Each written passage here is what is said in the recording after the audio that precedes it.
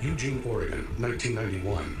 Retired marketing director Gerald Houghton dies in the bathroom of his residence in a bizarre, unsettling way.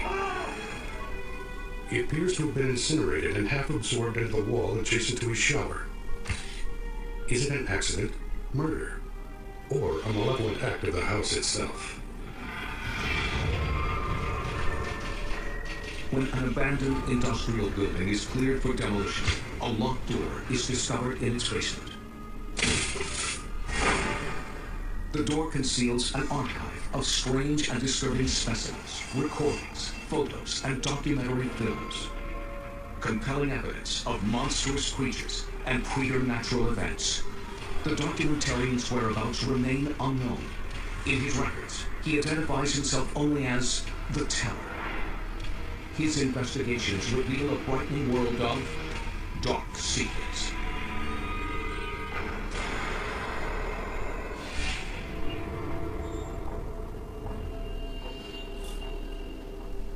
August 7th, 1994. I received an anonymous package containing an audio recording of a troubling 911 call.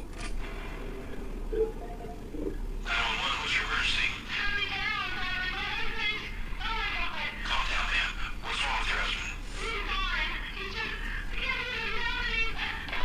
Ma'am, I really need you to calm down so we can help you. Is your husband missing?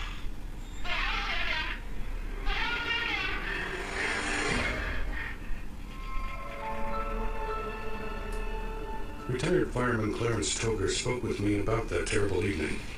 His account is believable and compelling. It was July 12th. The call came in late in the afternoon, early evening, and we were on scene within 7 minutes. You could hear screaming coming from inside. So we forced entry to the front door. The hallway was full of smoke. You couldn't see all the way down the other end of the hallway. The smoke was so thick. And there was an older woman inside that was hysterical. She was screaming, carrying on about her husband being in the room. Our first concern was to get her out of the smoke, get her into clean air. We immediately went back inside to look for her husband. And we didn't see flames or fire coming out, but it was still heavy smoke. As the smoke started to clear a little bit, we noticed the body. It was just a charred mess. You couldn't even hardly tell it was human. It was almost like it was melted or burnt itself into the wall as it was standing there. The stench was so bad, it would make the bile rise in your stomach. That is the worst scene I've ever seen, and I wake to it at night. Still, I'll never be able to forget that.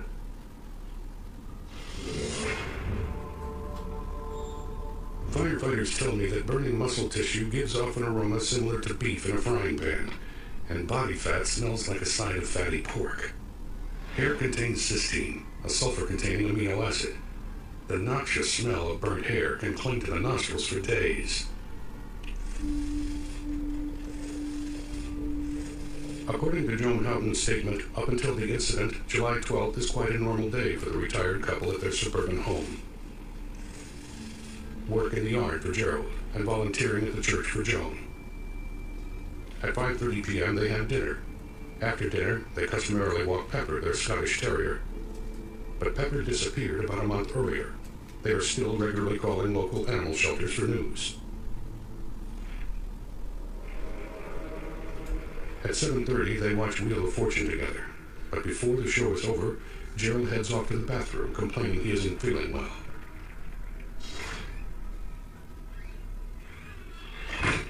20 minutes later, Joan hears what she describes as a rumble and calls out to Gerald to see if he is okay. Harry! Then there is smoke and the smell.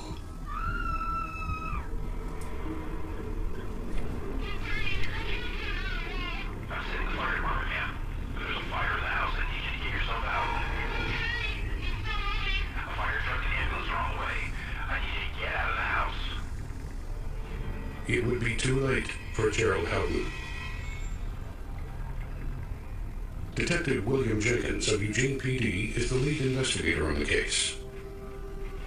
What we saw in that bathroom was like nothing I've ever seen, and I've seen a lot of things. Mr. Houghton was completely burned. He was upright, and it looked like he was halfway embedded into the wall. His feet weren't even on the floor. They were 6 or 8 inches or so above the floor. It was mind-boggling. So the coroner arrived, and they examined the body. Normally at that point, the coroner's office, after documenting what they saw and taking photographs and doing all their initial evaluation of the scene, would take the body back to the coroner's office. In this case, we were trying to figure out what to do, because we were also thinking if we try to pull it off the wall, it's going to start falling apart. So we decided to cut it out of the wall. And we called one of the firefighters back that was still standing by outside, because they have tools, they have big saws and skill saws and chainsaws. So the fire department came in, and they worked with a skill saw, and the blade wouldn't cut through the drywall, especially not that close to Mr. Houghton's body. And they destroyed a couple of blades, and then they started operating then with a chainsaw. This is puzzling information. What made standard drywall impenetrable? And it took several hours, but eventually they were to bash the wall all the way around, and it wasn't pretty, but we were able to pull it out of there. The uncanny condition and position of Houghton's body lead police to explore every possibility. Houghton's $500,000 life insurance policy and reported disagreements with his wife even put murder on the table. But Gerald Houghton was physically strong, and Joan is not. And her sweet nature as a church daycare volunteer makes it seem out of character for her. At no time did I think that she was hiding anything or that she was trying to cover anything up. She didn't appear guilty of anything, even any guilty knowledge. The crime scene is unspeakably gruesome. The police rule out both murder and suicide. I agree, but if it's not foul play, what other evil force could have incinerated Gerald Houghton?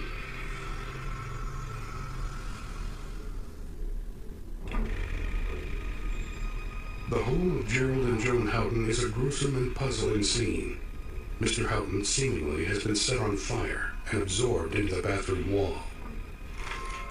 Some investigators believe this is a case of spontaneous human combustion, the burning of a living human body without any apparent external source of ignition. Over the last 3 centuries, some 200 cases of SHC have been reported. These remains of Dr. John Bentley were discovered in Coudersport, Pennsylvania in 1966. The spot where the body lay is burnt, but the rest of the room, including the toilet, was not even scorched. This graphic evidence indicates a quick, hot flame devoured the body in seconds. Only the bottom of one leg remained to identify this as a human being. However, in the Houghton case, arson investigator Vic DeMarco dismissed this as the cause. All the evidence, it is what it is. He said he's feeling ill. He's feeling lightheaded. He's a heavy smoker. Part of the reason why he's feeling lightheaded. He goes in the bathroom. He's doing his business, who knows? He has a heart attack. He falls forward. And he gets impaled on a hook. His cigarette hits his clothes, sets his clothes on fire, and there he burns. There's nothing spiritual. This is nothing abnormal. You just look at what you have. Don't jump to conclusions. DeMarco is dismissing this case too easily. It doesn't make sense. There seems to be another agenda for these public officials. Internal memos I acquired from a source within the police department show a desire on the part of city officials to close the matter as quickly and quietly as possible. Eugene doesn't need a haunting urban legend built around an unsolved death. Such things are not good for local morale or re-election. There was the politics of this case, and the fact that our mayor is a real estate agent, and she's concerned about real estate prices more than really what happened in this. They just want to make it go away and make it quiet. So those things are really disheartening, especially when you're trying really hard to figure out what happened. We were instructed that we were not to report any particulars about it. We weren't supposed to talk about it. We were supposed to treat it as if it never happened. Detective Jenkins continued to be haunted by the horrific death and could not dismiss this so easily. The strangest thing was that when he was on that wall in the bathroom, we even took some measurements, and his face was probably 4 inches out, at least 4 inches out of the wall. And his chest was probably 3.5 inches out from the wall, where the wall would have been if it was flat. At the coroner's office, it seemed like it had gone farther into the wall. It had moved farther into the wall. Sometime between the time we cut him out and the time we got him to the coroner's office and they took photos there, he had collapsed another probably 1.5 inches into the wall. After being told by several people, politicians, chiefs, and others involved, including my wife, I decided to pull the plug. And I did. I retired. With her husband lost in a harrowing, mysterious incident, and the police unwilling to further explore it, Joan Houghton takes matters into her own hands, and her investigation leads to an intriguing and terrifying truth. Joan Houghton is unwilling to accept the mysterious death of her husband as a smoking accident, and she launches a personal crusade for answers. Her daughter Rebecca details her mom's investigation for me. The sort of local politicians with the police, there's a lot of infighting, and I think the local politicians just sort of wanted to sweep it under the carpet. It doesn't look good for a small little town. But the police tried to do what they could, and I followed it really closely because obviously I wanted to find out, what happened to my dad.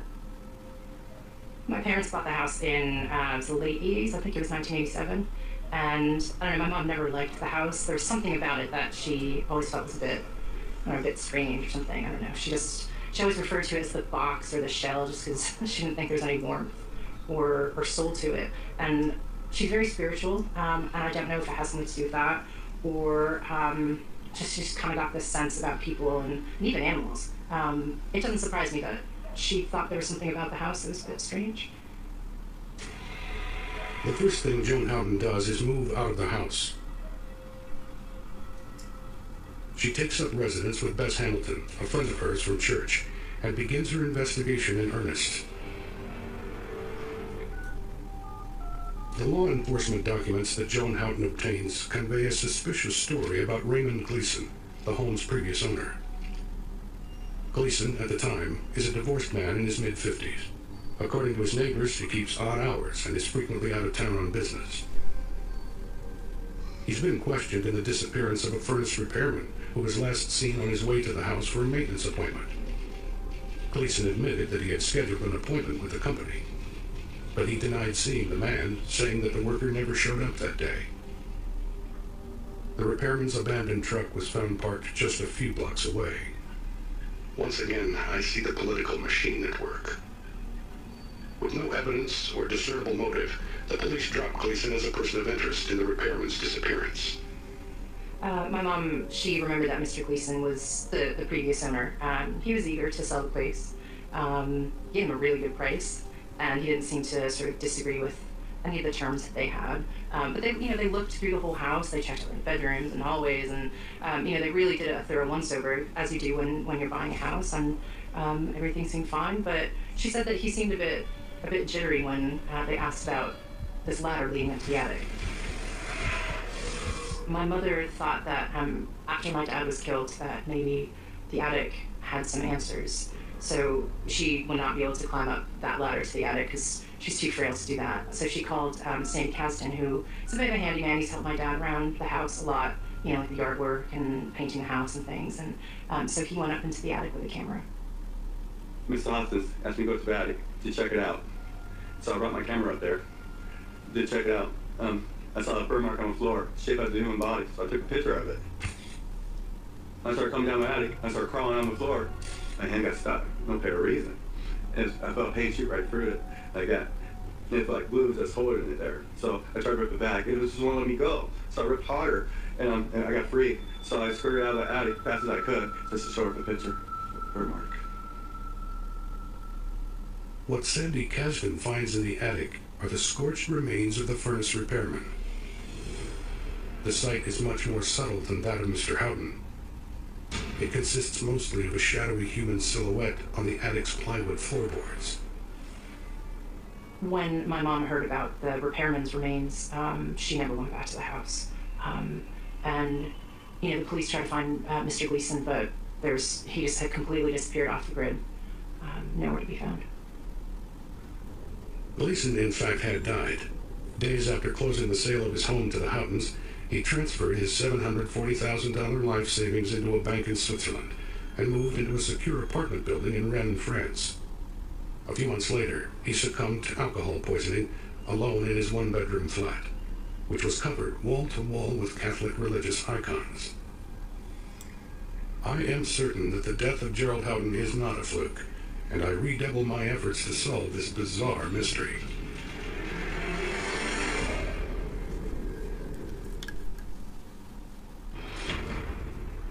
I am now sure that the strange death of Gerald Houghton is far more than an isolated incident. I scour the property for evidence of other victims and find one more. A silhouetted pair of child-sized hands on the edge of the front porch. It's as if the victim was dragged below the soil of the front landscaping feet first and was gripping the porch to keep from going under. I suspect that it is 10-year-old Tommy Hipple, who lived in a nearby neighborhood and disappeared during the time that Raymond Gleason owned the home. Tommy vanished when he was in the area selling candy to raise money for Little League uniforms. But it is less dramatic clues that really make the puzzle take shape. I find faint outlines of small animals on the roof, and at the base of the exterior siding of the home, and Sandy Caston gives me more information about Gerald Houghton and the big change he had recently made to his backyard. Jerry, he was fanatical by his garden and stuff. He took great pride in it. So, every time there was a contest, Jerry, took pictures and stuff, and sent it to magazines and stuff, hoping to win and stuff. But there's Rodisky garden in his garden, like cats, squirrels, and raccoons and stuff. Got him really mad, upset, because he loved his garden, Jerry. So he put this big exotic fence. He kept a majority of them out, but then some keep coming in and keep jumping over. My dad was a huge gardener. His garden was his pride and joy, and he would just spend his days out there sort of weeding and planting and just kind of keeping an eye on how things were growing. And even when he was relaxing, he'd sort of sit on the back porch and with his cigar and a pellet gun as well, so he could sort of fight off any stray varmints that should cross the lawn and try and wreck his flowers. 1 month after he put that fence up, stuff started happening to his house. The roof started leaking, water tank stopped working. Many things kept happening to his house. A few months after that, their dog Pepper disappeared, and of course they were really distraught about that. And the light bulbs started burning out all the time. One side of the house seemed to just settle, so the moldings pulled away from the ceiling. It was just that one side. And then the hot water line broke, so there's water kind of spilling into the hallway. And my parents they just argued more and more, and because of all the things that had to be fixed, but money was already tight, and they just it wasn't a great situation for them. I know now that arguments about money had nothing to do with Gerald Houghton's death. Houghton had built a fence around the backyard, leaving the house unable to feed on small animals. I have developed a chilling theory about Gerald Houghton's mysterious death and the house that took him. Contrary to what Joan Houghton suggested, the house is not haunted. There are no spirits wandering its halls.